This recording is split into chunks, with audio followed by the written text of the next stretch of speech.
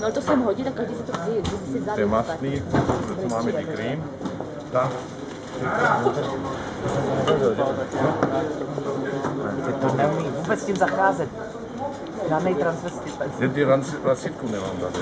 Já nevím, jak to transvestitku, jenom v té chautě ještě. Máš tady jednu Mám na auto. Na autě, v autě. Ty víš, máš tady rychle. Jo, tak počkej, jak já se podívám na tu chautě. No máš tady trošku ty maslí, ty stejný, co máme doma. On je nejhorší, co máme každý den doma, vlastní, to je prakticky stejný problém, co máš líp na ty rukavy. A tady hata máme to s tomu, ale musíme do nákup. Jiný drahý hata.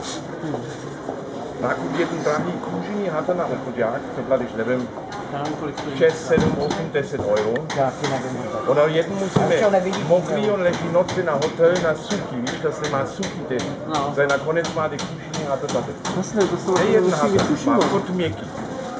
Prosím, wenn ihr chcete suchý ty hata, neležíte na slunce, on není na radiátor.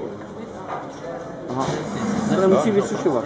Normální, že doma nechá to vysušit normálně. normální doma čistíte, teplou vodu, eventuálně. Když to necháš na tom radiátoru nebo na sluníčku vysušit. Tak tvrdě. Eventuálně, wenn máte hodný masný práce, máte 2-3 kapky.